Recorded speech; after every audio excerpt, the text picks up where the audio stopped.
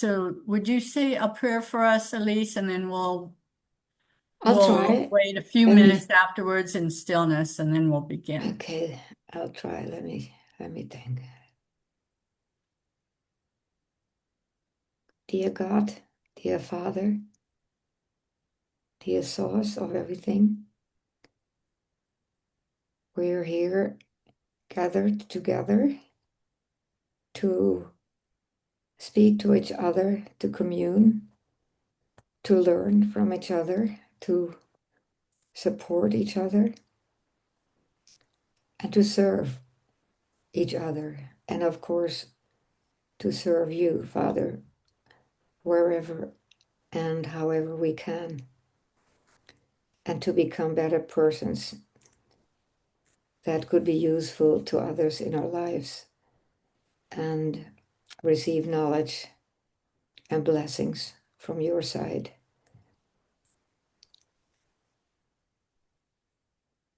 We'll pray that you'll be with us today and that you send your grace and love to this group. And we also want to pray for our friend Donna Dinglio. She is having her operation around this hour of the day. And we ask you that she may get through it very well, that her operation may go well with your help and your blessings upon her. Thank you, Father.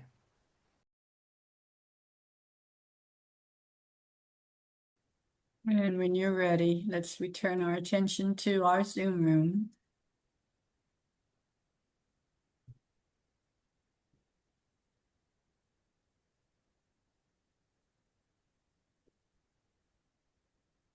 So, because not all of us have this book, Practical Spirituality, what we're doing is taking turns, those of us with the book, reading a question and reading how Marshall B. Rosenberg responded. And then we'll ask ourselves, how would we respond to the same question if it's one that's relevant to us?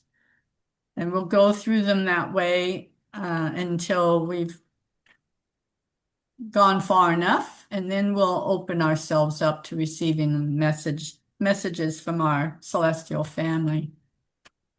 So I'll read the first one.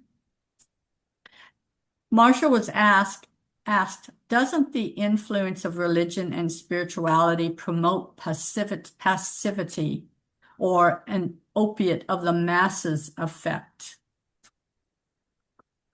And he answered, I'm very worried about any spirituality that allows us to just sit comfortably in the world and say, but I am helping the world. The energy alone coming from me is going to create social change.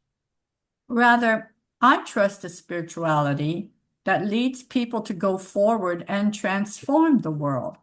That doesn't just sit there with this beautiful image of radiating energy. I want to see that energy reflected in the person's actions as they go out and make things happen. It's something you do, a practical spirituality, hence the title of the book. And it sounds to me like Marshall, he's always been, I think he's been an activist. He wants to accomplish things. When he developed nonviolent communication, he also was involved in developing schools for young children that were based on these principles of nonviolent communication. So really restructuring the education system. He went about it in, the private sector, but that was his manner, was to make things happen with the insights that he has gained to help the world become better. I do know there's quite a few of us who go around, with our prayers and believe that we're energetically raising the consciousness of humanity. And I'm not going to deny whether that that may well be doing some benefit. There is power in prayer, but I understand Marshall's point of view. You got to get, we're the hands and the feet. So we got to get dirty here, start playing in this playground to make it work better for other people as well. So it does require being motivated to at least have some practical influence in the sphere of influence that you have in your life. And it may be just with the most immediate people that you interact with, or you may be a dynamo and you're out there, doing lots of changes. But then remember, Jesus wasn't into social change. He was into spiritually helping people to be transformed, to have that personal relationship with the Father. And then out of that, social transformations would happen because, people would have that motivation. Anyway, that's my viewpoint. Anyone want to add how they would reflect on what practical spirituality means, or have comments on what Marsha was saying? Okay, John. I also feel very uncomfortable with binary, things that are either or. And I don't think that's what he's doing here, but it's both and. You have to do both. And I think what gets a lot of self-help people in trouble is that they get so outwardly focused and being activists that they don't take time for their own spiritual practice. And so, they get caught up in the doing and not stay grounded, And so I think we got to do both. And, at least in my life, I'm finding out that practical spirituality has a lot to do with my family and trying to heal and bring those relationships into a sense of intimacy and loving kindness. And it really pushes all my buttons to do that, because everything that I have as a childhood trigger, right, comes up. So that's the great mirror of working with the family, is that I get to see all that when I work with strangers, I can hide that, right? I don't have to feel that. And so, that's a very practical way to try to put what you're learning in practice. And it's not just about words. Then you have to actually live it with your family over time because they see you. You're always exposed.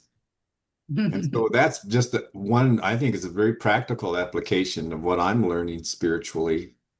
And it's not the big thing, it's not like Marshall was an amazing person. There's not too many people come along like that, like Gandhi and Martin Luther King and all these great figures, and they're inspiring. But I think for most of us, just to be present every day as best we can and to live this in the relationships around us is a very practical application of the things we do in our inner life, in our meditations, in our prayers, in our reading and our studying, because that's kind of the first test of it. It's like Eckhart Tolle says, if you think you're enlightened, go spend a week with your family. So that's an aspect of that, but I wouldn't take away from anything he's saying here. I think it's absolutely true. At some point you get filled up and you just are motivated to try and do something. You just feel like you have to do something with all this love that you've received and everything that you understand. But that doing can be tricky, can be in the simplest of acts. It's not, we're not going to, not very few of us are going to start a movement like Marshall did, which is remarkable that he did that and that it's still going on as strongly as it is after his passing, He was an amazing person. Yeah. Anyone else want to comment? Yeah, Go ahead, Elise. yeah, I agree very much with John because the family is the most practical thing that you can just um, see what you are doing, because we're always we love our family members the most of all, usually. But are we always the most lovable to our family members? I don't know, because we are sometimes very lovable to others, outside of our families. So it's really the way to see what you are doing, what you can do, and you are confronted with, because they will relate to you and let you hear if you're a nice person or not, or if you have feelings for them, if you do understand them. But well, I think that in religion or spirituality, um, it also depends on what you believe. If you believe and are just, believing what you have read and and grown up with, and think, well, okay, that's nice, that's my religion, and I sit here and everything's all right and it will come to a good end, or whether we are triggered, that you can do something. For instance, I was thinking of fear, just fear. And we have been told many times that humanity is very fearful. And Jesus and a lot of other heavenly helpers tell us not to fear, or not to fear, not only not to fear God, but not to fear situations. We have fear for pain and sickness and war and losing things. But when you become more interested in your own religion, and especially spiritual things, spiritual matters, we can become less fearful, because we know then that God is always with us, that He is leading us, and we become more trustful and faithful. Faith is growing. We learn to trust our TAs, and then we may change from being passiveness into practical things, into the active things. So that we can be of service, that we can help people. And in that regard, religion and spirituality can lead to more activity and keep us from passivity, because I think you really want to grow. You want to become active. You want to be better. You want to be a part of it. You don't want to sit down and wait until it happens. And so you have to work for it. And that's action. And that's the practical thing that we have to use to become active and be active in the world and to the world, and maybe to our heavenly teachers. So, well, that's what I think about the relation of religion and spirituality, that it can lead passivity into a belief and an acceptance of what is preached or written, but it can also lead to action when you want to serve others, when you really want to serve others, and or do what you have to do. Take responsibility. Yeah, I'll leave it at that, Deborah. Okay, Uh, that's There's more on my mind, but it's not really the question. I was forgotten the question really. May I have wandered off the question? I don't know. no, I think you hit the concept of whether your spirituality is expressed passively or actively in Right. service, as you were mentioning, because that is the motivation of Marshall, that you need to put this into action. And I like what John emphasized, that we got to have that balance between living our spirituality and then expressing it into action. There's got to be a balance. And you're right, when people are are gung-ho on activism, they are often too busy to make time for their spiritual rebalancing that they need to do. And, and so if you don't, if you live it, if you're truly living the truth that you know, I think it can't help but move out into the environment and the people around you, because that's what spirit does.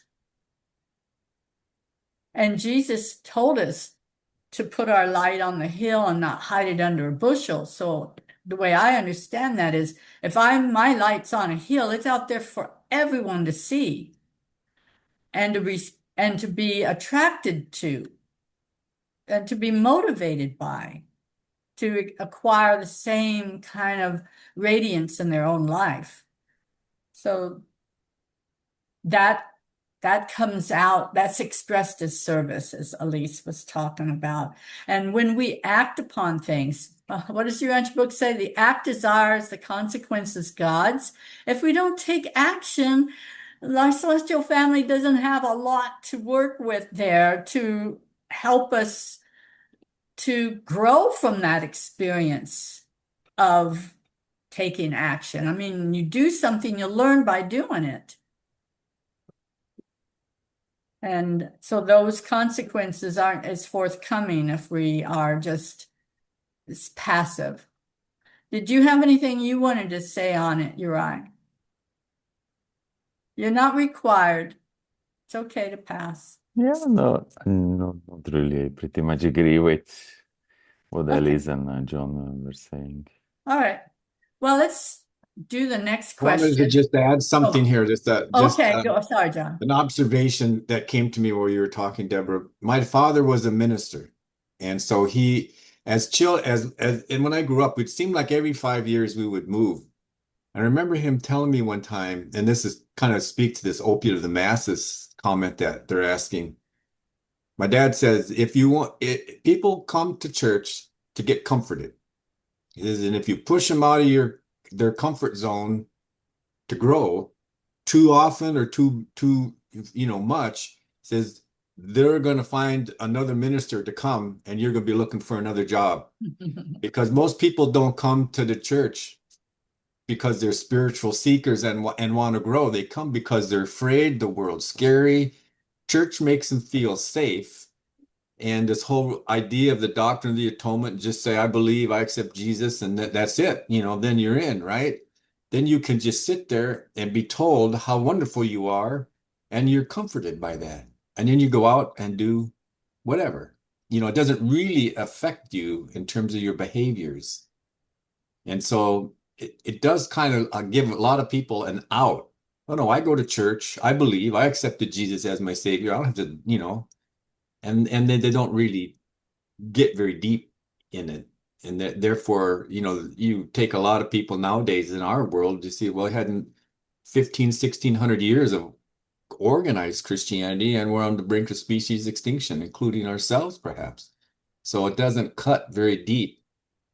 And I think someone like Marshall, he was able to provide such a practical avenue for the application of his spirituality that a lot of people could get behind and not really have to confront their own maybe traditional spirituality in terms of their church and stuff like that. It wasn't a conflict for them because they just could do this, and there was no real theology attached to it.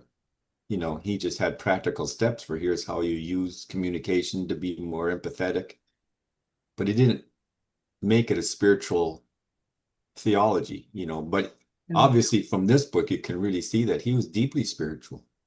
Mm-hmm. Yeah, he was hesitant, I think, to emphasize the spiritual aspect of nonviolent communication because he wanted it to appeal to anyone, and he knew there are plenty of people who rejected this concept of religion because they looked at the history of religion and they were turned off by it. So, and when I went to the I think it was a 6-day intensive workshop where I did meet Marshall Rosenberg, and I met a lot of the people there. They were a non-religious, many of them. And so that's why he wanted to be able to appeal to them. Well, I think he did a masterful job, Yeah. in his books and in doing that. It was very effective. So if we're ready, this next question has to do with the origins of nonviolent communication. So nonviolent communication evolved in part from spiritual origins, he was asked. And I'll go ahead and read this bit too. Nonviolent communication evolved from my attempt to get conscious about beloved divine energy and how to connect with it. I was dissatisfied with input from my chosen field of clinical psychology because it was and is pathology based, and I didn't like its language. It didn't give me a view of the beauty of human beings. So after I got my degree, I decided to go more in the direction of Carl Rogers and Abraham Maslow. I decided to ask myself the scary questions. What are we and what are we meant to be? I found that there was very little written about this in psychology. So I took a crash course in comparative religion because I saw they dealt more with this question. And this word love kept coming up in each of them. I used to hear the word love as many people used it in a religious sense, like you should love everybody. I used to get really annoyed at the word love. Oh, yeah, I'm supposed to love Hitler. I didn't know the words New Age bullshit, but I used what was my equivalent then. I tried to understand better what love means because I could see it had so much meaning for so many millions of people in all of these religions. So, what is it and how do you do this love? Nonviolent communication really came out of my attempt to understand this concept of love and how to manifest it, how to do it. I came to the conclusion that it was not just something you feel, but it is something we manifest, something we do, something we have. And what is this manifestation? It is giving ourselves in a certain way. So that's how he evolved nonviolent communication. I like his idea of conscious connection. What he calls it, my divine beloved energy. But Right. that idea that you can consciously connect with whatever your concept of your higher self is, your higher spirit, your inner guide, however you use those words, that divine. Because when you use the words beloved, not just divine energy, but beloved divine energy, it implies a personal relationship. Mhm. And so I love the way the Urantia book defines love. Love is a desire to do good to others. And do good to others implies that you're doing something. You're active. It's an active process of loving. And it fits entirely with Jesus' life where he served. He was always saying service is a big part of, you can't just receive. At some point, you have to serve, find some service to do something good for other people, whatever that is. Yes, I see this concept of giving and receiving as being like an electrical circuit. Mhm. So you have to plug in and get that flow of love or flow of electrons, and it has a circuit it goes through. So there's an action of giving, and then in order to keep this connection, there's an action of receiving too. Because when we allow ourselves to receive from someone else, we're actually giving them a gift, giving them the opportunity to give to us. So I feel very strongly about keeping that connection made between giving and receiving. I thought it was funny how he expressed himself. You could see where he had his judgments of things at times, like that New Age bullshit, which New Age wasn't around when he was coming up with these ideas, but he would have called it that if it was. you know. Yeah, he admitted when he was, writing the book Nonviolent Communication, he knew what it was like to live on the streets of, I think, New York, You fought for your survival there at times. He's been in that environment. And so, yeah, of course he would wonder, why would I want to love Hitler? You know, That's another thing I value with what the Urantia book says. It acknowledges you're not going to just be able to love everybody all at once. But if you can just find one more person to cherish in your heart and to love in a way that you want to do good to them every day, another one of those, then you're making some real progress. It's practical. Again, the celestials are practical. It's a step-by-step process. And you're right, John. He started out with just thinking of God as divine energy, and then he experienced people having a personal relationship with that. And that's when he changed it and added the beloved, because having that personal relationship was very important to him as well. He saw that in the people he grew up with, he had that grandmother who, remember, took in homeless people. And one of them lived with him, was it for 20 years? His name was Jesus. And so he was inspired by people he met who'd even gone through the concentration camps and still came out with their hearts intact, having compassion for others. And he wanted that for himself. And that's important. He recognized that the psychology that he was taught in the education system was not delving into the core issue here of what are we and what are we meant to be. Because when he came up with the concept of needs, he picked these core needs that are central to everybody's life, not the superficial needs, but something everyone has this need for. And then they find strategies to get it that might be superficial. I need the freedom to go, or, to achieve things. So I need a car so I can go places. And that's just a strategy of how to meet a core freedom that you want. But a lot of people focus in on the superficial aspects. They don't recognize the deeper core essence of that.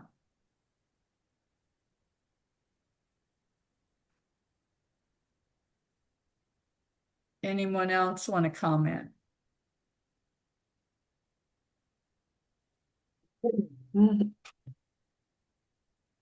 I think, if I may, I think that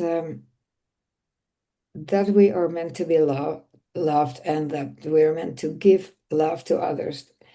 I think that's what we really are, and what we are going to be more and more in our future lives. And but just as much here on earth, to give little things to others, to know, it's something that you show how you connect with people. In what way are you connecting with one another? Or how do you feel for one another? How do you respect one another? And it's just the way you relate to them.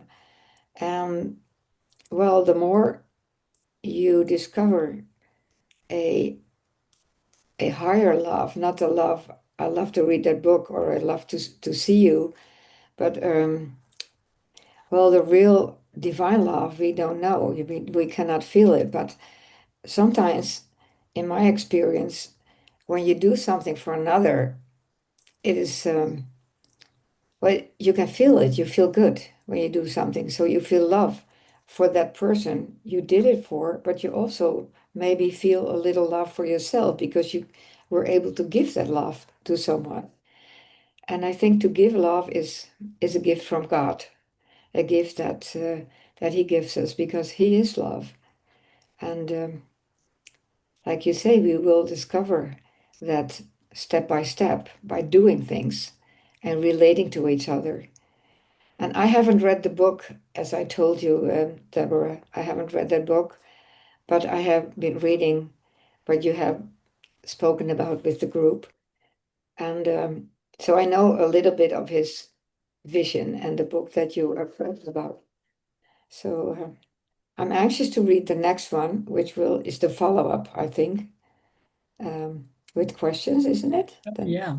Yeah, there's a Yeah, follow-up question on this one. yeah. So I'll get into that much Okay, are more. we ready to move on to the next question? Okay. Did you want to read that one, John? Sure. What do we mean by giving of ourselves? To me, giving of ourselves means an honest expression of what's alive in us in this moment. It intrigues me that every culture asks upon greeting each other, "How are you?" They don't use those words. In English, they say it this way: "How are you?" In Spanish, "Cómo está?" French is, and I'm butchering the language here. French is, "Comment allez-vous?" French is, "We get?" Es there? Sorry. We say it as a social ritual, but it's very important question because if we're to live in peace and harmony, if we're to enjoy contributing to one another's well-being, we need to know what's alive in one another. It's such an important question. What a gift it is to be able to know at a given moment what is alive in someone. To give a gift of oneself is a manifestation of love. It is a gift when you reveal yourself nakedly and honestly at any given moment for no other purpose than to reveal what's alive in you. Not to blame, criticize, or punish, just here I am, and here is what I would like. This is my vulnerability at this moment. To me, that is a way of manifesting love. And the other way we give of ourselves is through how we receive another person's message. To receive it emphatically, connecting with what's alive in them, making no judgment. Just to hear what is alive in the other person and what they would like. So nonviolent communication is just a manifestation of what I understand love to be. In that way, it is similar to the Judeo-Christian concepts of love your neighbor as yourself and judge not, lest you be judged.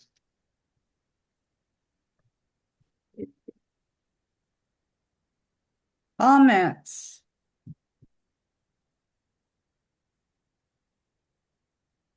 I was intrigued by him thinking about our cultural way of greeting people. Hello, how are you? I'd never asked myself why that would come up. And most of us don't answer sincerely, do we? Oh, I'm fine. Though there's turmoil in my life, I just don't want to burden you with it. We're not really going to tell them the truth. In fact, that gets me. When I watch movies and or TV shows and you see the problems that are going on with this person and someone greets them, "How are you?" "I'm fine." And you're going, "No, how are you doing?" "I'm okay. I'm doing fine." "No, you're not. You're falling apart." And that's what I'm sitting there and thinking, would you please answer honestly? Of course, in consideration of what the other person might be willing to hear, they may not want the details of what's going on in your personal life, but you could admit, in the moment, I'm really not doing as well as I would like to be. And it's up to the other person if they want to know more. But thank you for asking.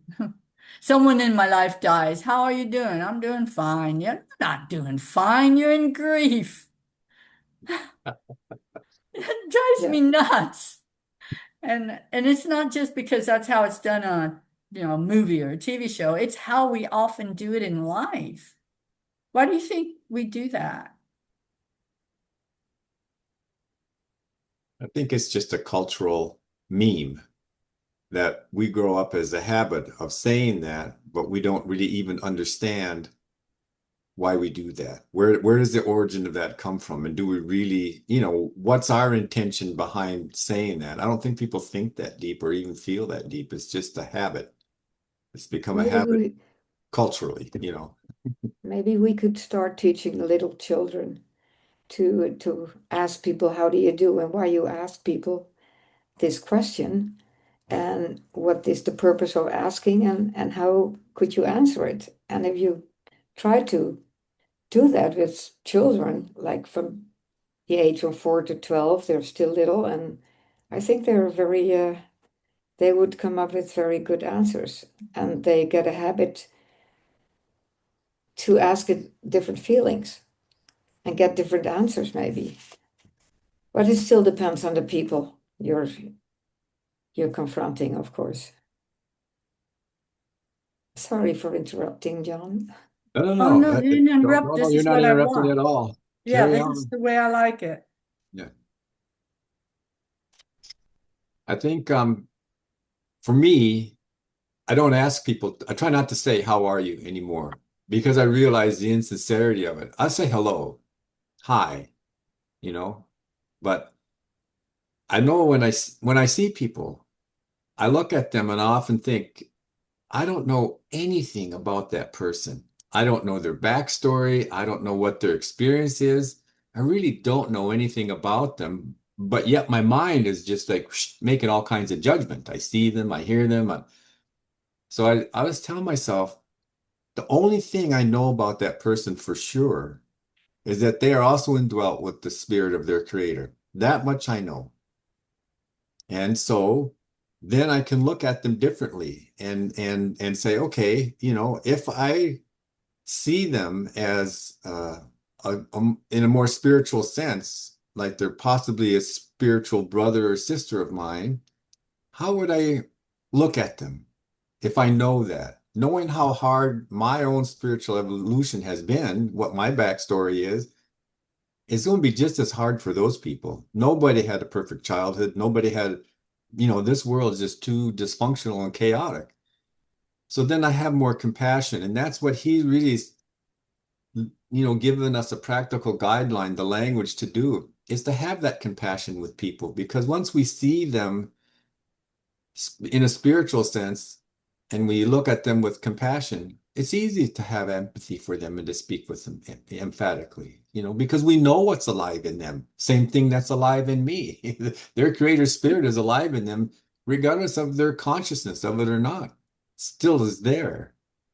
So I really liked his book there, Nonviolent Communication, because it just constantly came back to this point of compassion for others, to see them with compassion, to feel them with compassion. And then when you speak to them, to speak to them compassionately, not trying to fix something in them or tell them how they need to do it or whatever, but to just simply accept them right in that moment as who they are and really listen to them. That's a huge gift. That act of listening is a huge gift.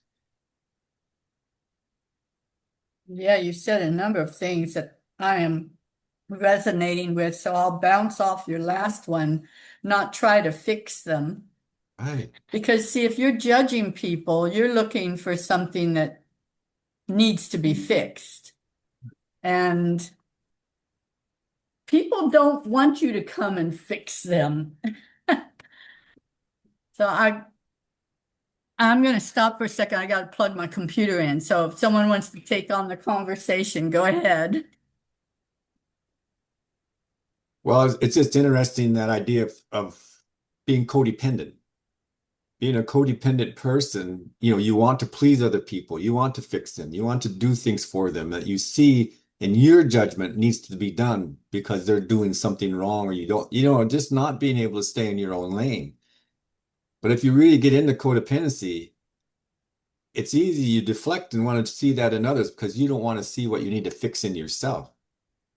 And so then by being busy and looking at outward in other people, all these things, that flaws they have, You're not looking at what you have to work on.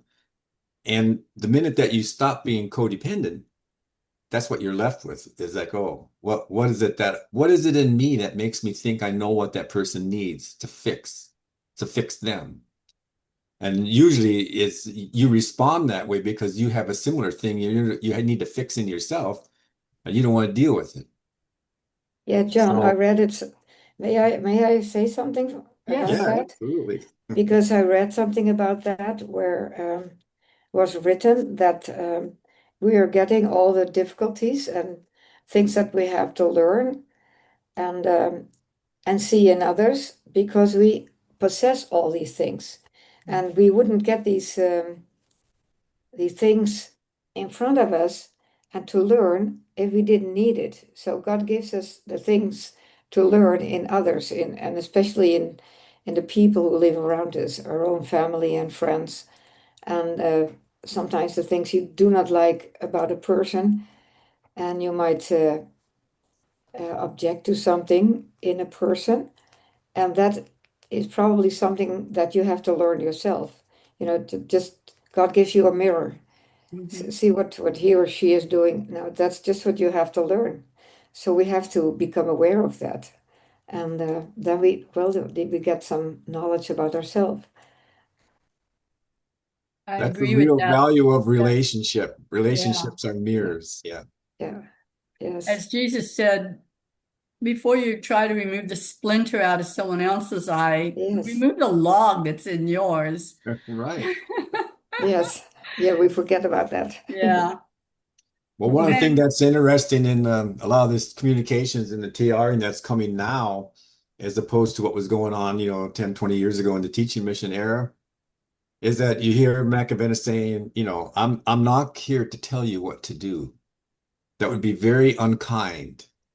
He says, you're here to be the hero of your own story. And I would never rob you of that opportunity. So I will counsel you. I will be happy to talk with you about things and comment on things, but I'm not going to come out and tell you what to do to fix your world. This is your world. You guys have to fix it, you know. And I was thought, wow, that's interesting. That whole idea of, it's actually an act of love to not tell people how to fix themselves because it wouldn't stick anyway. But until they become the hero of their own stories, nothing's going to change. They're not going to change, you know.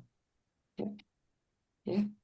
then when you're faced with somebody who behaves in a very unlovable, irritating way, it's easy to judge them. But I I'm behooved to remind myself, I have to remind myself of this because I do react judgmentally when I see someone like that. But to tell myself, this is a person who really needs to be loved. They're acting out because they don't feel loved enough and they're angry. And this is one way to get attention and kind of add a little spice to their life to irritate people on purpose. It's a way of trying to push people away because what they really want is to bring people in, but they're afraid of getting hurt more because they've been hurt so much. So it can be really hard to get through to that person because they're not going to trust you. But just the way I look at it is just don't worry, you're not there to fix them anyway. Just keep showing them that love and compassion. Be consistent. So if they're in your life regularly and they see this is your consistent way of responding to them, they're going to slowly begin to open up that trust valve and let some of your compassion come in. But yeah, it's tricky dealing with people that are so offensive that you don't even want to be around them. But I think it's their unconscious way of calling out for help. That doesn't mean that they're always available, No, I agree. and so learning that discernment's kind of important too, that sometimes you just have to walk away or let them rant or whatever, but not try to get them in touch with what they need because they're not really looking for that in that moment. But his tools in nonviolent communication are all about addressing those needs. Someone doesn't know what they need, but they're talking it. It's obvious. And to get them to acknowledge it, to get them in touch with it, if they're available for that, is the beauty of what he does, because that changes everything. Yeah. So thank you for bringing that up, John, because as soon as you did, I thought, well, then I would just address that person. Boy, it sounds like you're really angry today. Are you needing, to just have some time alone? You just need to get away from people, just try to ask them a probing question, and they're not going to expect that. Right. That's that doing that unexpected thing that Jesus talked about, I think, when he said turn the other cheek. You do something unexpected, it gets people off guard, and that makes them vulnerable for even a brief moment. And they might actually consider your question. Well, what am I feeling today? Why am I acting like this? But you don't want it to come across that you're psychoanalyzing them, because that's a huge turnoff. So sometimes I will ask my spirit, so what is it? I'm here with this person. Somehow we have come into each other's, realm of influence. I have an opportunity here. What is it this person needs from me? And maybe is there something I need from them? Otherwise, why did we suddenly find ourselves in the same basic place at that moment? And maybe something will come to me, but at least I opened myself to the possibility. And that is a way of giving of yourself, since that was what the question was addressing. If you ask your spirit, what is it that this person needs me to give to them? Because as you said, I don't know what's their story. I don't know and if I try to figure it out, I'm really judging from the surface. But and then in that situation, I will also ask my spirit to contact the spirit of that person, so that our spirits are communicating. And then I ask my spirit to relay to me anything that I could do or say at that moment would contribute to the betterment of, or the well-being of that person. So that's one way of approaching. And I think even though we may not find success at every moment doing that technique, the more we do it, I do believe that eventually we start to gain that intuition. Mhm. And it might be something really minor. It might be that you just may help them feel really good because you showed an interest in them, and without regard to how they looked and how they were behaving, you had an interest in them that was based on compassion. I think, Deborah, that giving of yourself, it also has to do with feeling free, feeling free to do that and have a kind of freedom in you. I can do a little more. I can try to get into that person's feelings if you have the time. Give your time, or give your knowledge, or something you're good at. And sometimes it's a feeling. It's a feeling that some people, I'm talking in general, don't want to give because they're holding back, maybe, and not accustomed to give yourself to the other one. So yeah, maybe you have to feel that it's something that's at that moment necessary or worthwhile for the other person.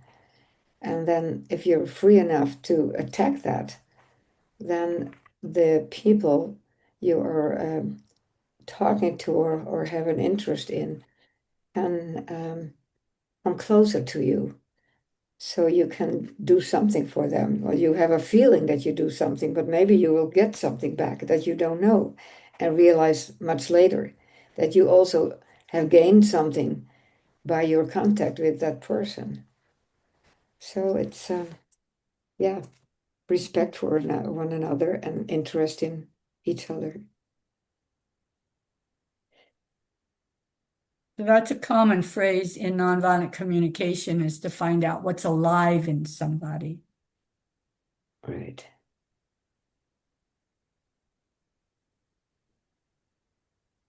So that's why he developed the language of how to at least address what a person feels and what is that deep down need that that feeling is coming up from. Or, sometimes it's their own thoughts that stimulates those feelings, but just if people are willing to have a conversation with you that's not just about the weather. Yeah, I think a key part of it for me is to even attempt to use these tools of nonviolent communication is to not take offense at the other person when they're talking. Because that's a strategy a lot of people have to say kind of things that are offensive or kind of like that. That's how they push you away, keep a Yeah. boundary in front of them that makes them feel safe, or they think it does, but it's not meeting the need that they really have underneath it. But if I react to that, if I take the bait, there's no compassion and empathy are gone, But if I can have enough self-confidence and love of self for me to know that I'm completely okay. The feeling good and loved and all that has nothing to do with this person. Then whatever they say, it's like, okay, I don't have to take it personal. So I don't have to have all those negative and reactive emotions. And they may arise and I can see them come up, but I don't have to dramatize them. That's okay. This person's really pushing my buttons, but I can just stay present. Then there's a chance of compassion, and empathy. But boy, if I react, forget it. It's like throwing gasoline on a fire. Well, I think it's a good time to move on to the next one, and it may be our last one since we've been at this for about an hour. The question is, nonviolent communication came out of your desire to manifest love, since he ends with, love your neighbor. So he answers, I was also helped by empirical research in psychology that defined the characteristics of healthy relationships, and by studying people who were living manifestations of loving people. Out of these sources, I pulled together a process that helped me to connect with people in what I could understand is a loving way. And then I saw what happened when I did connect with people in this way. This beauty, this power connected me with an energy that I choose to call beloved divine energy. So nonviolent communication helps me stay connected with that beautiful divine energy within myself and to connect with it in others. And certainly when I connect that divine energy within myself with the divine energy in others, what happens is the closest thing to knowing what it is to be connected to God. It helps to remember that a key purpose of nonviolent communication is to connect with other people, and thus with divine energy, in a way that enables compassionate giving to take place. It's giving that comes from the heart willingly, where we are giving service to ourselves and others, not out of obligation, duty, not out of fear of punishment, hope for a reward, not out of guilt or shame, but for what I consider is our nature to enjoy giving to one another. In nonviolent communication, we strive to connect with one another in a way that allows our nature to come forward. When I say that I think it's our nature to enjoy giving, some people may wonder whether I'm a little bit naive and unaware of all the violence in the world. How can I think it's our nature to enjoy compassionate giving with what's happening in the world? Unfortunately, I see the violence. I work in places like Rwanda,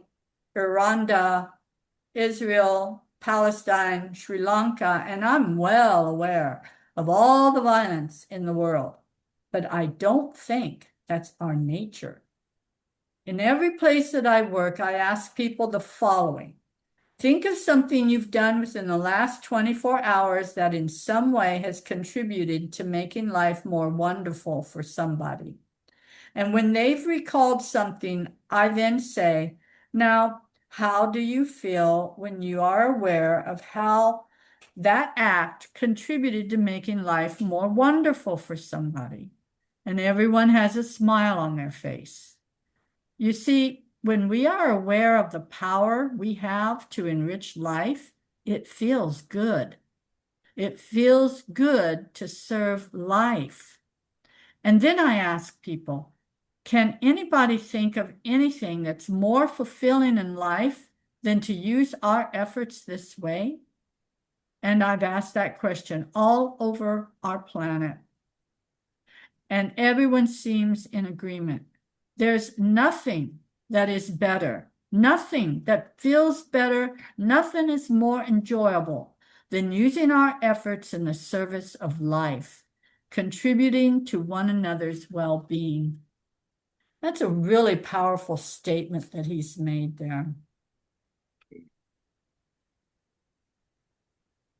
You know, Jesus was teaching us that, but sometimes until you start to recognize it happening in yourself, you know, like when he asked those questions, he brought them to those people to pay attention to what action did I do that contributed to somebody's life, making it more wonderful in that moment, and how did it feel for me? And all of a sudden you make the connection that giving of yourselves, being of service, is a joy to do. And that's why Jesus wanted us to make sure that we, love God with all our heart, soul, and mind, and love one another as we are loved by him. And then to give in service to one another, because it's the action of service that keeps reminding us that God is in us, because that is why this feels wonderful to give, to contribute to the betterment of each other's life. It keeps reminding us that this is how we're made.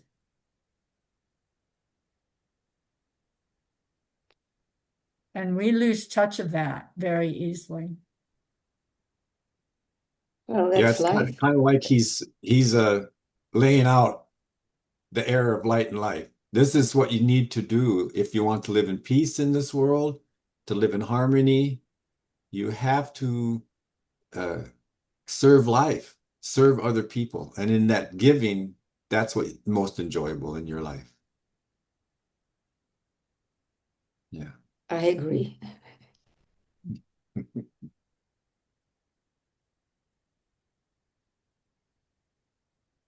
I know that when Rosenberg would address people that were full of anger and were directing it at him, he had to show compassion to himself in that moment, because he could feel his judgments coming to the surface, his desire to fight back. But he was more determined to change his way of reacting to this way of serving, into this way of serving, that he would resist the automatic response, and he would give himself a moment of just tapping into what it was his need and how he's feeling. Then he was able to address their feelings and needs, to get them to think about it in a new way. It triggers us to have deeper contemplation, because it's not always easy to figure out, well, what is it I'm needing in this moment? Why am I, stuck in this way of thinking? There's got to be a deeper need that I'm trying to address, but I'm doing a very poor job of it. Many times, when reading the nonviolent communication book, I would struggle with trying to figure out what my need was at the moment. And that's why then if they are struggling because it's foreign to them to think this way, then he would say, well, are you feeling like this because you have a need to connect, to be trusted, to have people be trustworthy. And, he'd launch into something, whether he didn't know if it was true or not. But he'd launch in and say that, and then he'd wait. And then they would suddenly have to think, oh, well, is that true? Is that why I'm reacting the way I am? So it's a way of getting people to connect with themselves more deeply too. Connection is what it's all about. And if they're connecting with themselves more deeply, they're reaching towards the divine spirit that's within them. I think that's a big lack in our world right now as this world tries to make this transition from selfishness to selflessness, from looking outside for solutions and authority to do things instead of looking inside, to make the changes that you make. And that the real power, that I've felt in my life to do that is that interconnection with the spirit within. To really, he alludes to it earlier about making this conscious contact with this spirit and having the habit every day to do the little things. There are not too many times in my life where I have the big aha moments and I'm able to really do something magnificent for other people, but mostly it's the little things. Do the little things day after day, and then all of a sudden you look back and you see the progress. And then you go, oh, I like how this is working out in my family much better when I can stay in my own lane and I just do the little things that I see them that they need to have done. If I'm going to go down and take care of my daughter's house and dog and cat, I don't really have to do anything. That's what they want me to do. But then I'm there and I can look around and go, well, the backyard needs to be mowed, so I could do that. Or this needs to be fixed, so I'm here, got nothing to do. I could fix that. And just to see that over time, how it's changed my daughter's attitude toward me, and my son, and even my grandson, he's like almost going to be 13, but he's such an innocent little guy. And he gives me a big hug when he sees me. He doesn't think anything of it without even thinking. He kisses me right on the lips and just there, grandpa, he's so, you know, so all these little things to me are like feedback. It's like, oh, it's actually the little things. And it's not so much what I say, it's just what I do consistently over time that matter. And then it's like, oh, well, that's kind of how it is with these other relationships in my life. I just don't see people often enough or have enough incidences with them to create the intimacy. So it's going to take much longer maybe to see changes there, but with my family, I see them much more often. And there's a much different kind of relationship and already a foundation of intimacy. So it's easier in a way, but I have to take total responsibility for me, my negative and reactive emotions, because I can see all the flaws in them and I want to say, the fuck is the matter with you? Why didn't you fix it? Or what's the, I mean, that you got no common sense at all. Why would anybody do that? But if I say that thing, then I'm going the opposite direction. Now I got to make amends. I just set myself back. So I'm just learning to stay in my own lane and just be there. And really what makes me able to do that is to look at myself and not judge myself so harshly. When I really learn not self-love, it's kind of like the ego, but love of self, this genuine compassion to receive unconditional love from spirit. It's hard. If we don't love ourselves or we don't have much of a self-confidence or self-esteem, it's really hard to receive that love. We don't feel worthy of it. But to get to the point where, yes, I'm worth this unconditional love. That's the way my creator made me. Of course I am. And he made me with all these flaws. He gave me this opportunity to come into this crazy world and make all these mistakes. And because the mistakes happen so fast, the opportunity for learning quickly is always present. So when I love myself, then I can be present. So Marshall, he really underneath all this, I hear him saying that, he's not preachy about it at all, which is one thing I really like about him, appreciate.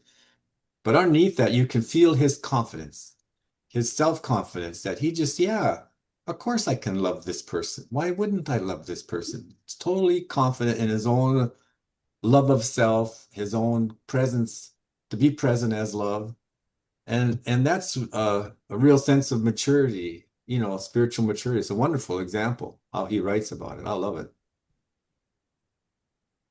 So, Elise and Uriah, if you haven't read the book Nonviolent Communication and you think you No. can fit it in your life, you will get so much out of it.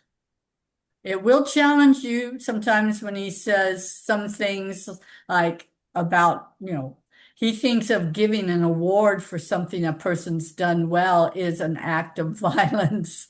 He really challenges you to think differently outside of the box. But when you stick with it, even if you go, I don't know if I agree with that with you, but you go through the book and you start to see how all those pieces are connecting together and then they're making a whole sense. It's a phenomenal book. I think it So, should be taught in schools. yeah, I think so too. It sounds like it. Sure. Well, I was reading about changing the education for children because of all the things that they get awards, and they're looking at what they can do and what they have to achieve and what they will become later and how they can earn their money. And that in the future, not too far from now, that will change under, the spirituality that we get over the world, everything that comes down from above and helps us to do that, and that we will get more emphasis on feelings for each other and helping each other and taking care of your environment, of nature, and you are also part of nature, and to teach children more like that than to tell them to be the best of their class, to be on top, or to be the sportsman of the year. That will change. So that will be really nice. And according to that, what I heard from you in the book will be as he thinks of that. Right. He has a place in the book where he asks you, what motivation do you want this person to have when they do something? Is it so they can get a reward or they can avoid punishment? Or is it because when they do something, it taps into that core essence of their being that gives them joy because they did something that, contributed to life? Right. So of course, it's the latter, but a lot of us aren't thinking about it that way, and we get hooked on rewards and punishment as motivators. Yeah. Yeah. Well, and we teach our kids so much competition in life about competing all the Yeah. time. Everything's a competition. And my grandson, his parents took him to Vail for a week because he plays lacrosse, and his dad played lacrosse in college and coached lacrosse. So he's big lacrosse guy, and he's just taking this little boy. He's such an innocent little boy, and taking him to all these traveling team. Like it's not just like a league in your school or in your town, but they travel to Vail. A lot of those kids that were on that team went to Baltimore to play in another tournament. They were like going to 3 and 4 tournaments. And all these tournaments are about winning. It's all a competition. And it breaks my heart to see the emphasis on that so much, um, because it does nothing to teach you about compassion or empathy or what am I feeling. It's just all about going out there with a stick in your hand and a ball and trying to crush the other person. It's like there's so much unlearning that has to be done when they're adults if they ever get to it, but they go into business the same way. Everything on the internet, everything we try to do, it's monetized. It's all profit driven. Yeah. And if you start a website to share spiritual teachings, you know, it's very hard to do that unless you have a lot of money because everything you do, everything you subscribe to, every platform you get on wants you to post every day, because then you get the clicks. Then the platform supports you because that makes them money, right? People are looking at it, and it's just all driven that way. Well, what if you just want to write something once a week or every 2 weeks or something and put it out there? You never get out of obscurity land because no one's clicking on it. It says nothing about the worth of what you're trying to do. It's just that the whole system is set up to make profit. And the way they do that is click, click, click, click, click, click, click, every click. And if you get enough clicks, you can make money. But guess what happens when you do that? Now you get all these people that want to troll you. So you spend a lot of your time trying to clean up your website and get rid of all these trolls, So it's like you don't have a life anymore when you do that. Your life, if you're successful and you get 1 million viewers, you're spending your whole time administrating that. It's like, why would you want to? That's not what you started out to do. Why did you want to do that? You know? So it's just very interesting to see people. There's a lot of good people with a lot of good things on the internet, but everything is, here's a little bit of the teaching. It's like bait, but if you want more, you have to subscribe. Or I'm going to have this course, and that's $55.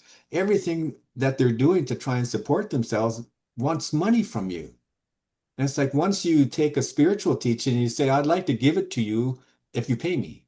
Now it's not a spiritual teaching, it's a commodity. You've created a commodity or a product, and now you want to advertise and get people to buy your product. So, well, is that really the motive behind, a spiritual teacher? You really want to be a marketing person and try to promote, your teaching to the exclusion and competition to every other teaching out there? It's very hard. It's hard to figure it out. And we wrestle with it a lot in the Urantia community, and because it's at some point you always run up against it with the internet. It takes money. How are you going to get it? Yeah. Well, I think we're getting ready for doing our TRing, but before we do, let's do a quick bio break. Anyone who needs to do something.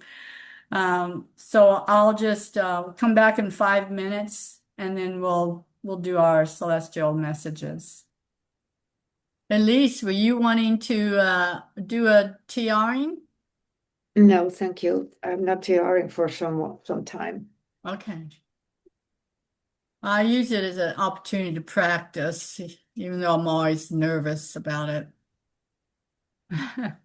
Yeah. So I'll go first just to move through my anxiety, and then we'll hear from John.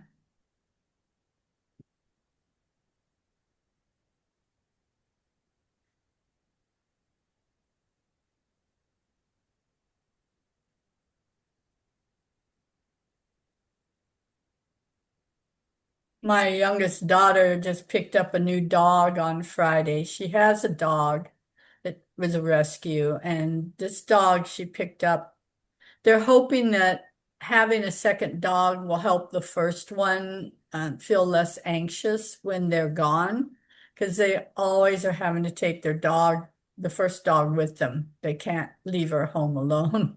Oh, yeah, that happens sometimes. Yeah, They but need company. yeah, this new dog is, I think, 12 years old. She's a Labrador. And then she had a sad story. She had a happy story, lived with her owner for a long, long time, and then the owner died.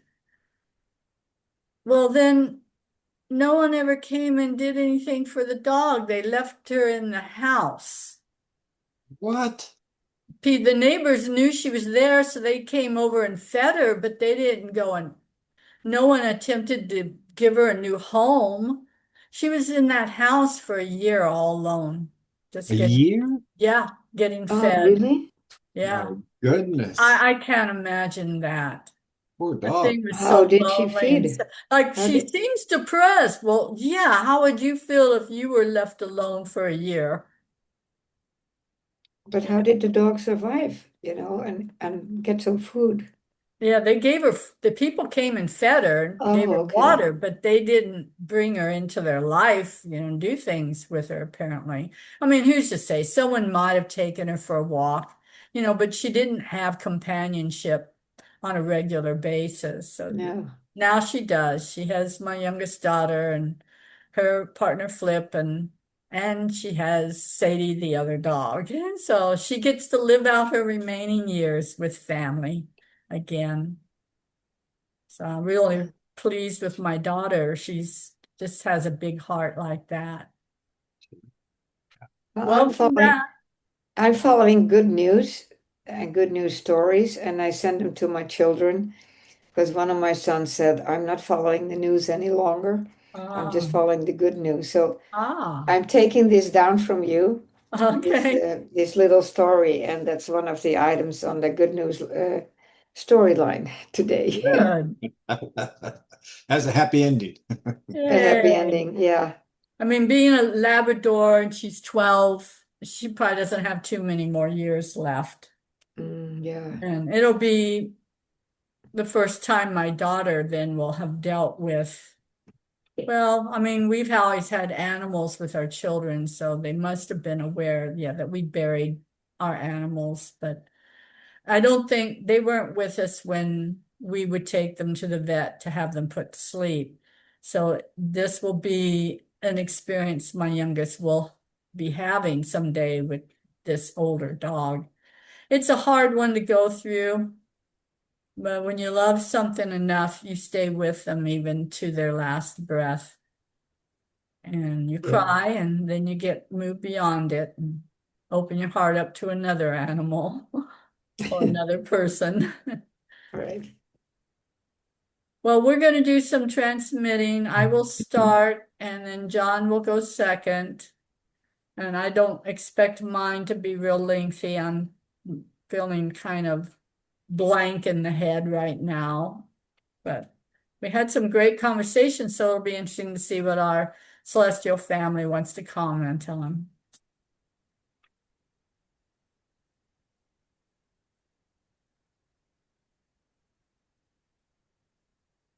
Our beloved children, we thank you so much for coming together to talk about such meaningful and valuable concepts. This is your mother.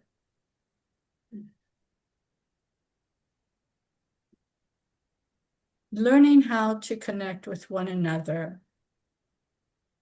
on a deep, personal, and loving manner is teaching you also how to connect with us. As you are finding out, it is a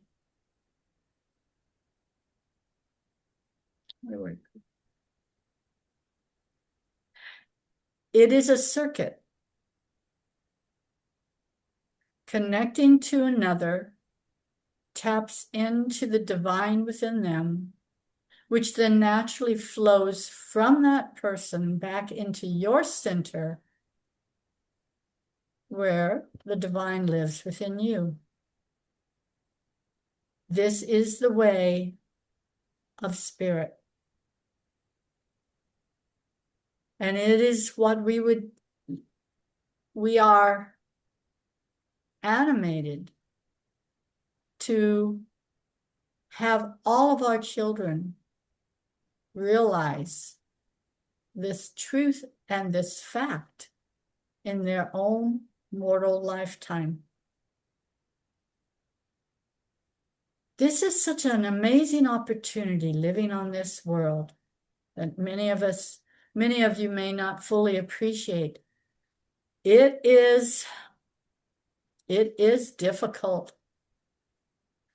And that difficulty is a stimulation. It can be, that is. But sometimes our children, they just get lost in the difficulties. And how do you get unlost? Well, loved ones, you do it by asking questions. Questions that you would not ordinarily think to ask yourself, that probe you to consider looking at the world in a different way than what you are accustomed to.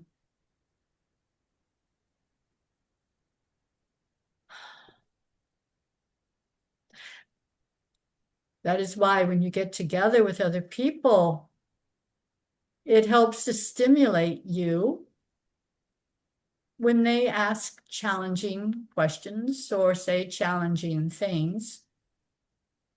And if you look at it as an opportunity to understand the deeper meaning or message behind this in conversation, then you will explore a new way of perceiving yourself and understanding others and the world around you. That is why it's a good idea to actually mingle with people who don't see eye to eye with you. Not so that you get irritated with one another, but so that you can challenge yourself. People become very complacent with their viewpoints. And it needs to be rattled every now and then. Your viewpoints needs to be rattled so that you will consider other ways of perceiving the world. There is more than one way to understand things. And there is often truth in every one of those viewpoints, but none of them see the whole picture. It is like that fable of the elephant and the blind men probing the elephant and saying what an elephant is. One's grasping the tail, one's grasping the trunk, another the leg, and so on. None of them see the whole elephant. And when people become very determined to defend their viewpoints, then they are locked out of the greater truth.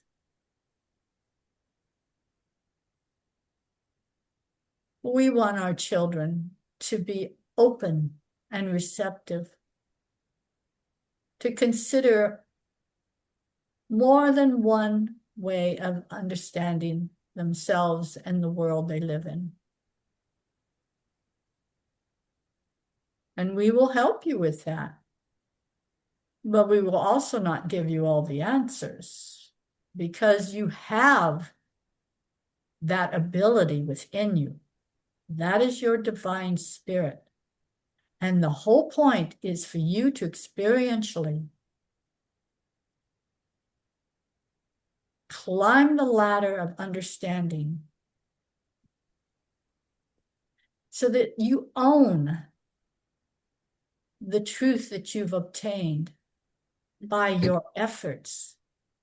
And that is the surest way of retaining everything of value that you have gained in your life.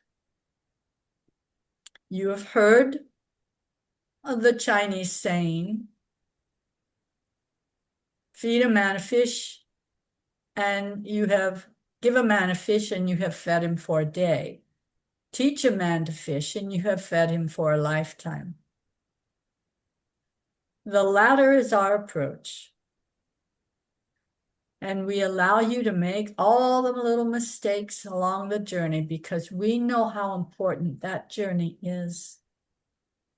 And we want our children to grow up spiritually vigorous and excited about exploring this universe we have created for you to be in. So my children, embrace the unknowable, embrace the uncertainty, embrace the difficulties, embrace one another. And in doing so, you are embracing us. There is no better way to show your love for us than for you to desire to know and understand one another and yourselves, and to give yourselves that love. that we are giving to you. Keep it in circulation. Experience it to the fullest in this life, because these experiences will come with you onward to the next. And you will begin the Urantia life so full and enriched by all these advantages, all these things that you took advantage of while you were living here on this difficult world. We love you. And we give you our joy and peace whenever you ask and open yourself to it. And we also give you a little scoot and tell you to go outside and play. My children, thank you, thank you, thank you for giving yourselves so fully into these discussions. And thank you for connecting with us. I now give the opportunity to speak to another. Bless you, my dear ones. Greetings, my children. This is your elder brother, Father Jesus. You should not be so surprised that I would choose to greet you and speak to you through this one. For my life, as I lived it on your world, was all about demonstrating a living relationship to Father. And I would always go about taking time to go off and have just a little talk with him, and to encourage my apostles and my disciples to do the same, especially before they attempted any public work. And so there is the secret to a life of compassion and empathy. These living relationships with myself and with Father and with Mother are not abstract ideas, but possible living experiences that each of you can have. Father gives you his Spirit to live within. Mother gives you her Holy Spirit to help you sort through the myriad questions and difficulties in your lives when it comes to trying to make decisions that are aligned with Father's will. And I bestow upon you my Spirit of truth that helps you sort through the information on your world to know what's worth keeping and what's worth leaving alone. And so I thank you for your interest in learning to be compassionate and empathetic with your fellows. Peace can come about no other way, because that is the language of love. When you love yourself enough,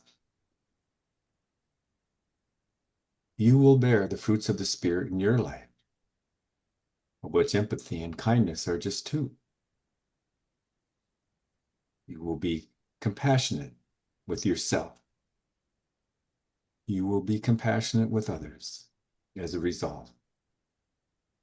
You cannot put one in front of the other, for you simply cannot give what you do not have.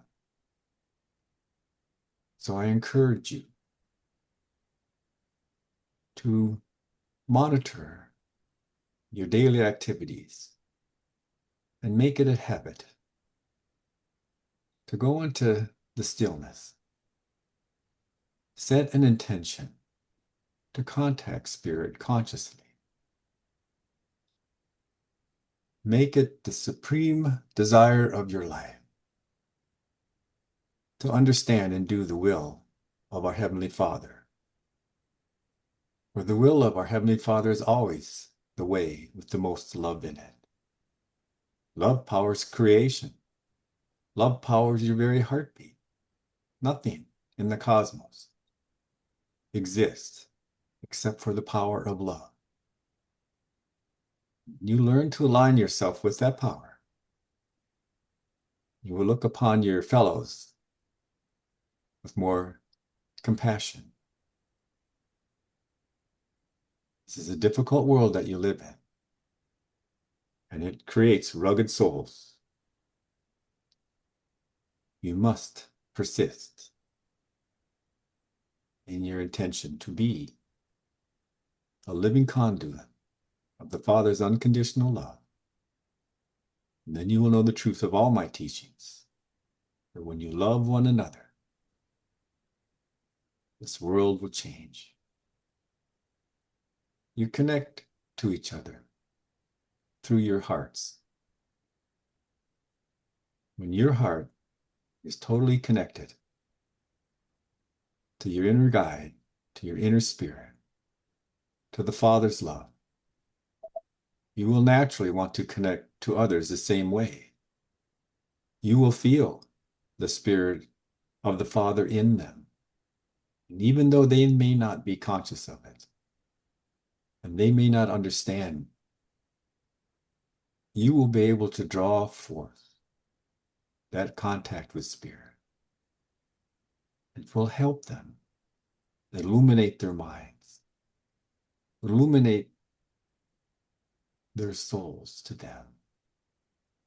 And long after you have passed by, you can have no real knowledge of the effect that your loving kindness, your compassionate answers to your willingness to simply be present and actively listen to them will do to begin to set in place a transformation.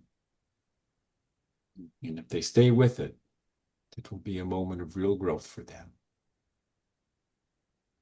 This you can do without any cooperation on their part. For you are hardly able to call forth a loving and compassionate response for anyone that you meet, regardless of their behaviors, if you are truly connected to me and to my love for you. For this is the power that I give you. So when you truly intend to love another person, no matter what you see or hear or experience, that love makes a lasting impression upon them and is embedded in their consciousness. And then its influence starts to work. So never grow weary, my sons and my daughters, of being this living love to one another. When you have finished this world, I will be waiting to greet you in the next, and we will continue our ministry of living love in this wonderful creation given to us by Father. Thank you, my children. My peace I leave with you. My love is always available to you. Therefore, go and do likewise, even as I did when I walked among you. Good day.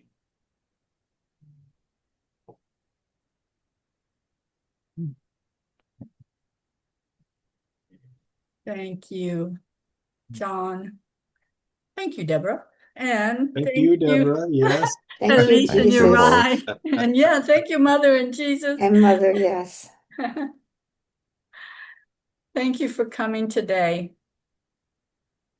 Well, we'll see you in 2 weeks if you're able to make it. So that will be 6th of July. all right. I'm writing it on my calendar. Hope to see you then. And meanwhile, have fun playing on this world. Thank you. Thank You you. too. All right. Thank you. All Thank you righty. all. Bye-bye. Bye. Bye. Bye. Thanks.